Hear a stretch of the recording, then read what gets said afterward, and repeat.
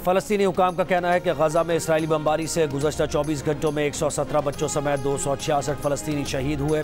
Israel की बमबारी में शहीद फ़लस्तीनियों की तादाद 4,651 हो गई। 14,245 से ज़ायद शोहदा में 40% और ज़ख्मियों में 70% फ़लस्तीनी बच्चे और ख़वातीन शामिल।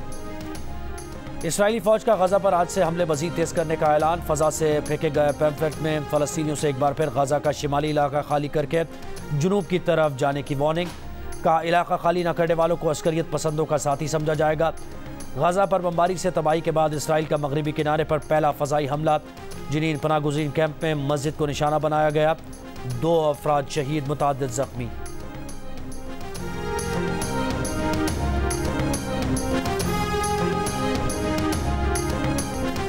मशरिक़ वस्ता में तनाज़ा फैलने के खदशात। इसराइल की जनूबी लबनान के अंदर 5 किलोमीटर तक फासले पर शदीद गोलाबारी। लबनानी हिज़्बुल्लाह और इसराइली फ़ौज में फायरिंग और रॉकेट्स का तबादला। इसराइल के शाम में दमिश्क और हलब के इंटरनेशनल एयरपोर्ट्स पर मिसाइल हमले। 2 मुलाजमीन जाँ बहक। इराक़ में अमरीकी अड्डे ऐन अल असद एयरबेस पर रॉकेट हमला। अमरीका ने पूरे मशरिक़ वस्ता में फ़ज़ाई दिफाई निज़ाम फ़ाल कर दिया। थैड और मज़ीद पेट्रियट मिसाइल ख़ित्ते में भेजने का ऐलान। मज़ीद फ़ौजियों की तैनाती के लिए अलर्ट कर दिया। अमरीकी वज़ीर दिफा का कहना है कि फ़ैसला ईरान और उसके हामी ग्रुप्स की तरफ से कार्रवाइयाँ बढ़ने पर किया। अमरीकी वज़ीर ख़ारजा की लबनान के वज़ीर आज़म से इसराइल लबनान सरहदी कशीदगी पर गुफ्तगू। कहा हमास इसराइल तनाज़े में लबनान को घसीटने से लबनानी अवाम पर असर पड़ेगा।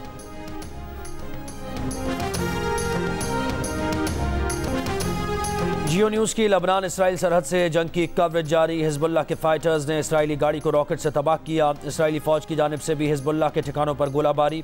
इसराइली फ़ौज के शिमाली गजा समेत शाम के दमिश्क और हलब एयरपोर्ट्स पर भी बड़े पैमाने पर फ़ज़ाई हमले। गजा की मारूफ मुसन्निफ़ा, शायरा, नावल निगार हिबा अबू निदा भी इसराइली बमबारी में शहीद हो गई। हिबा अबू निदा ने गुज़श्ता रोज़ सोशल मीडिया पर जारी अपने पैगाम में कहा था कि अगर हम मर जाएँ तो जान लें कि हम साबित कदम और सच्चे हैं।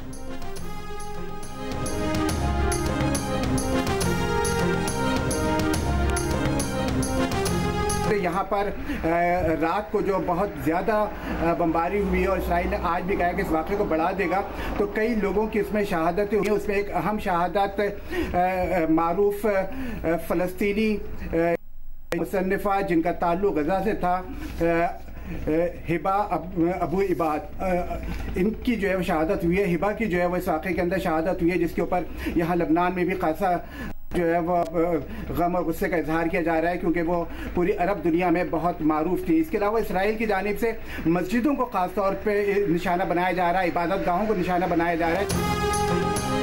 बलूचिस्तान अवामी पार्टी का आइंदा इलेक्शन में मुस्लिम लीग नून के साथ चलने का ऐलान। तर्जुमान बलूचिस्तान अवामी पार्टी सेनेटर कोदा बाबर ने अपने बयान में कहा कि नून लीग के इत्तेहादी थे, मुस्तकबिल में भी साथ मिलकर चलेंगे। नवाज शरीफ की वतन वापसी का खैर मकदम करते हैं। उनकी वापसी मुल्क के लिए खुशाइंद है। मुल्क सियासी और मुआशी इस्तेहकाम की तरफ बढ़ेगा। अवामी नेशनल पार्टी के रहनुमा गुलाम अहमद बिलोर की जाती उम्र आमद।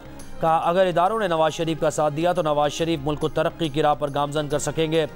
इलेक्शन वक्त पर होना चाहिए। आइंदा इंतखाबात में मुस्लिम लीग नून के साथ बातचीत होगी।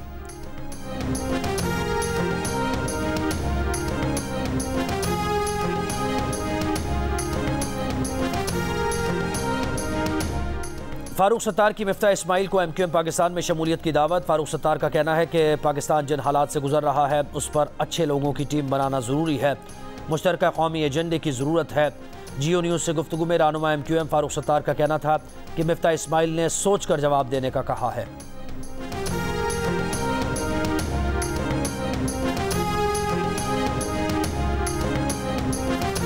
इस्तेहकाम पाकिस्तान पार्टी के साबिक़ वफाकी वज़ीर गुलाम सरवर खान को IPP में शमूलियत की दावत। गुलाम सरवर खान को फैसला करने के लिए साबिक़ वज़ीर दाखिला चौधरी निसार के सियासी फैसले का इंतज़ार।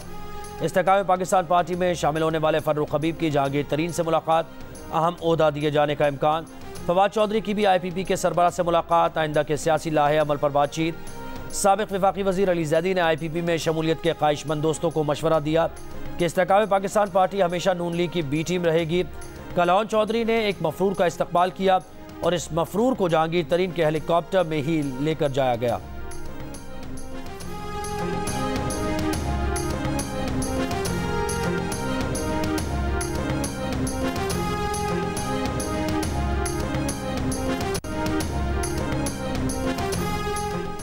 बन्नू में पीटीआई पार्लियामेंटेरियंस का जलसा। पार्टी चेयरमैन परवेज खटक ने अपने खिताब में कहा कि 40 साल से ये तमाशा देख रहे हैं कि कोई इस्लाम का नारा लगाता है तो कोई रोटी कपड़ा और मकान का।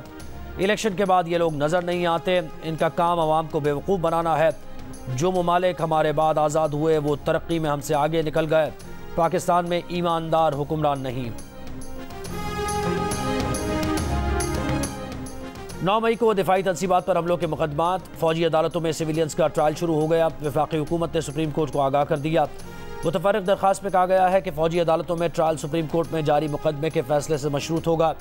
9 और 10 मई के वाक़यात की रोशनी में 102 अफराद गिरफ्तार किए गए। इंसाफ के हक़ के लिए फौजी अदालतों में ट्रायल शुरू किया गया। कसूरवार साबित न होने वाला बरी हो जाएगा। सिविलियंस के फौजी ट्रायल के खिलाफ दरखास्तों पर समाअत कल होगी।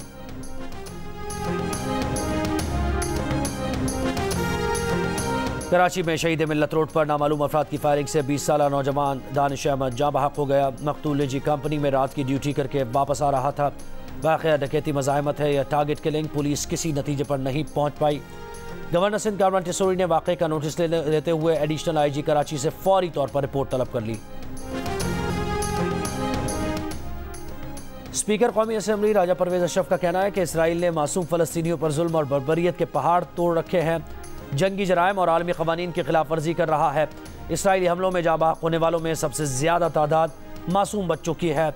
इंसानी हकूक़ की आलमी तंजीमें इसराइली जारियत पर खामोश तमाशाई बनी हुई हैं। इसकी जितनी भी मजम्मत की जाए कम है। स्पीकर कौमी असम्बली ने कहा कि पाकिस्तान फ़लस्तीन की मुकम्मल हिमायत जारी रखेगा। आलमी बरादरी से फ़लस्तीनियों पर इसराइली बमबारी का नोटिस लेने का मुतालबा।